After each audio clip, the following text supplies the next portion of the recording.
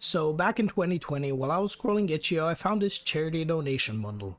In it, there was a bunch of games I personally love and wanted to try, including big hits like Night in the Woods and Celeste, just to name a few. And after way too much time scrolling through this library of literally hundreds of games to try and find something to play, yes, I was very bored that day. There it was. I found a hit, No Delivery.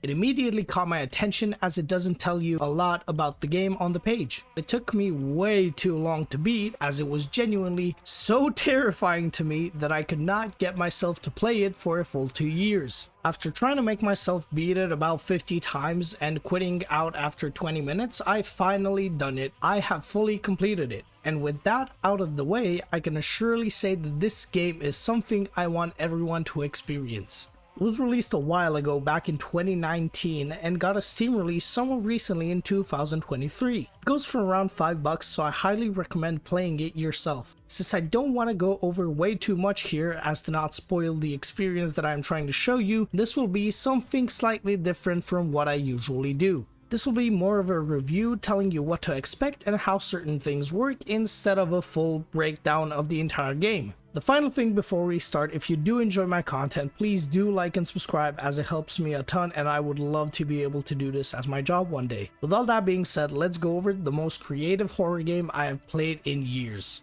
This game has a lot going on, and to properly give you the insight, we will have to go over some, if not most, of the game's mechanics in quite a bit of detail.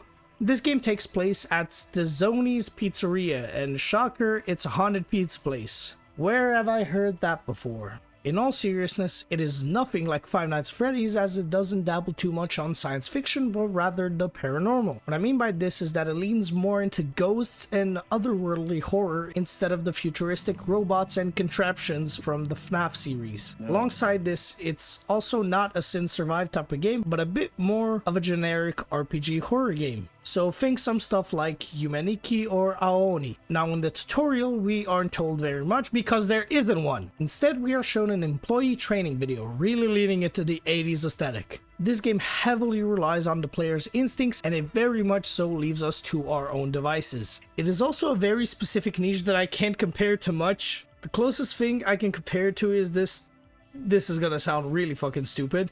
This old Garfield scary scavenger game, which was a Flash game like 10 years ago or something, but just let me explain, please. It works primarily as a puzzle game requiring us to hunt for certain items to progress the story, and to get those items you need other items that you need other items for, and the cycle keeps going and going. It has a lot of depth because of this, as it isn't cheap hidden items. Instead, they're all kind of laid out in pretty obvious positions for the most part, and the ones that aren't are almost always just helpful equipment and items that reward you for exploring even deeper into this not quite abandoned pizzeria.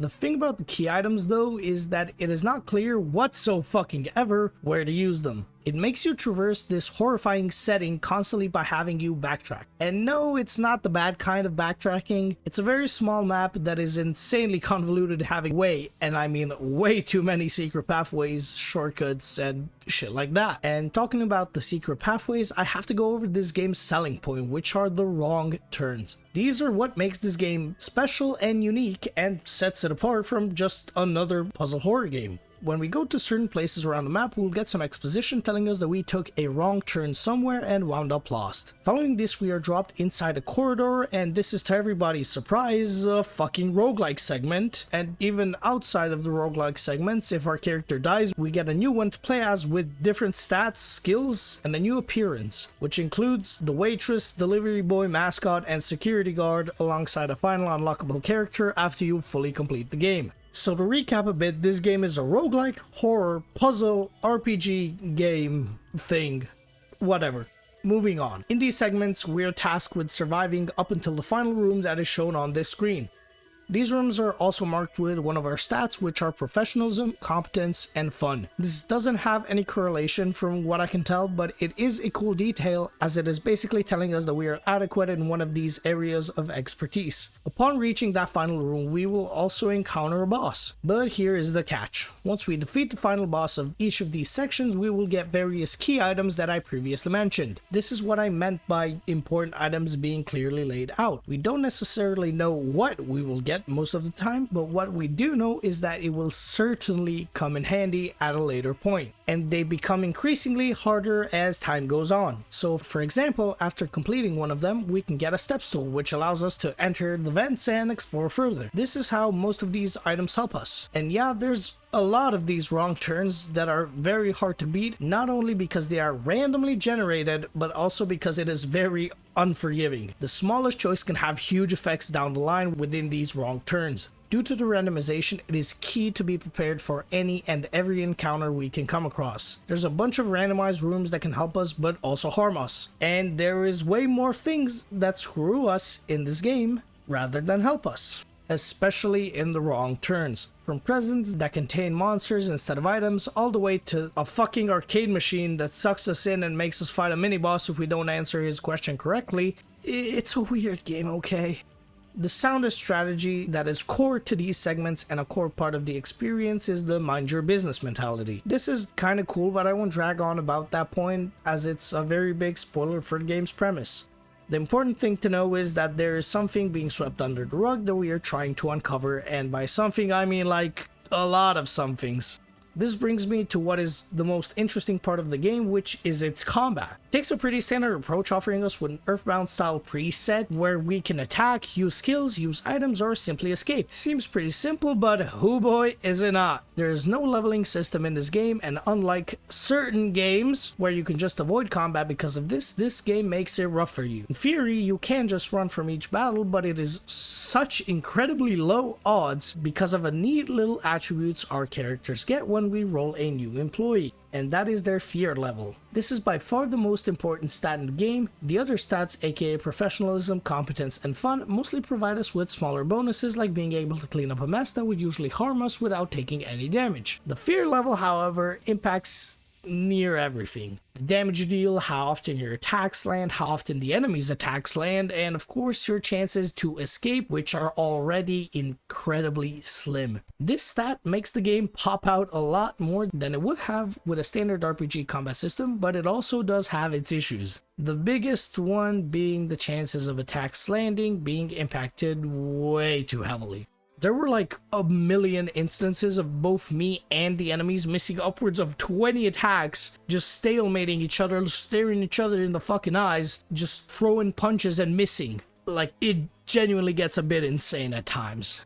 Besides this though, the combat is very intriguing as it barely makes use of our attacks. The best strategy is the items, because they are just barely enough to let you have equal footing with the monsters. They can provide a lot of status conditions like stunning, healing, marking, making things easier to hit, the happy stat which gives the user an extra turn until the next time they take damage, and muting which prevents skill usage. Another important thing to mention is that all of these status effects are incredibly common, like incredibly common. You will most likely get hit by them before you have access to them for another like 3 hours. Both we and all of the monsters can use these stats, and their AI is not letting us get past them so easily. The final thing to note in the combat is our skills. The skills are also creatively implemented as they are class dependent, meaning each of the characters we can roll has different skills. Alongside, there isn't any magic points or mana or anything of the sort. Instead, the skills typically use items and RHP. An example would be a skill that heals you by much more than usual because your character scarfs down 2 pizzas stacked on top of each other. As far as the optimal strategy is concerned, I actually don't know. The way I managed to beat this game was by studying how the enemies beat me to use it as my own strategy. This makes the combat feel like another insanely convoluted puzzle that you have to solve, and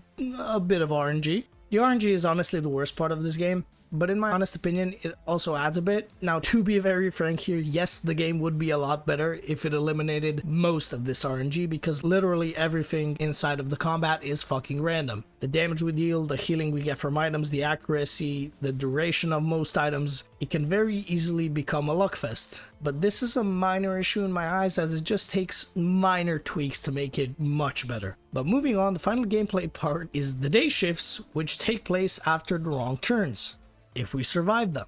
We work the morning shift where various shit happens, and it plays slightly like a text-based adventure game, and it can help us out if we make the right choices, just as much as it can harm us if we make the wrong choices.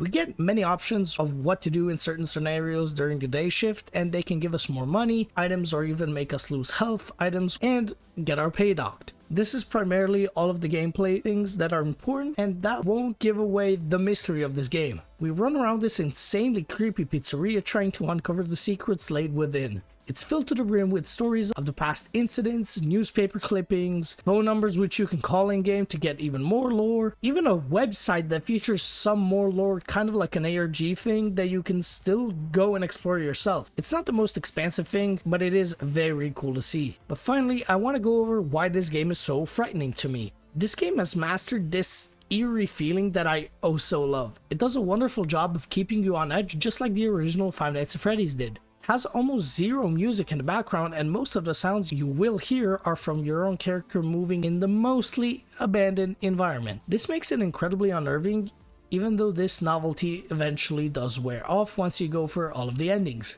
And yeah, this game has a total of 6, including a final 7th ending you can find once you have completed the previous 6. They all feature horrifying concepts, almost always related to the concepts of life, death, and rebirth, and it goes insanely in depth with this. And alongside the eerie feeling we will often have due to the amazing sound design or lack of, just to show a bit of it, this is what it looked playing this game, raw, unedited.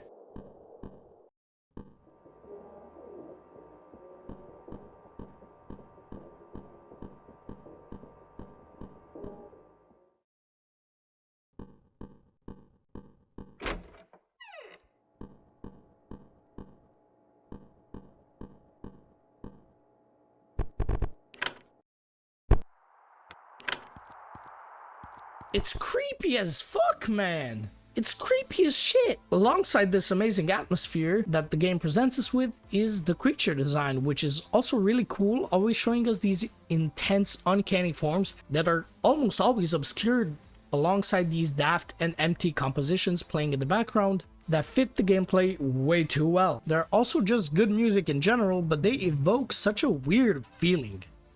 It just does not feel right, and I don't precisely know why, honestly. The game's sprite work is also, as you can see, incredibly well made. It exudes such personality that it's fucking insane. The colorfully pale environment is also a huge part of the horror. Everything seems so colorful yet so pale, once again riffing on that liminal space phenomenon way before it even became a trend. This game also isn't trying to be the most terrifying game ever created. It does have a lot of jokes, references to other media, way too many zingers, an Elmo clone. It's just, alongside being a terrifying setting, surprisingly lighthearted at times, and it just exudes so much fucking personality. It's genuinely insane how much the creator has managed to do with pixel art and the limitations of the RPG game format. He made a game that feels like a beautifully put together mashup of like 50 different games, and it's just genuinely so impressive. I really want more people to give this game a shot, because it was the most fun experience from a horror game that I have had in a decently long stretch of time. But that is pretty much it for me. Before I close this entire thing out, I have one thing left to add. It's an incredibly well put together game and experience that has smart and cool solutions to each and every puzzle. A whole lot of Easter eggs all around the location, attempting and succeeding to make the player wonder what the fuck even happened here. It also poses an intelligently put together story of the location through multiple incidents instead of just one major incident. Provides us way too many stories of missing people, dying employees, weird experiments, and the monsters lurking inside of the location. All of this combined makes for an incredible experience that once again, I'm stating, I want to share with more people so that they can appreciate this piece of gaming left underneath the dust completely untouched. So yeah, remember to check this game out for yourself. I left out like 99% of the stuff I found within it, but now with all that being said, I know this was a shorter video, but once again, thank you for watching and bye bye!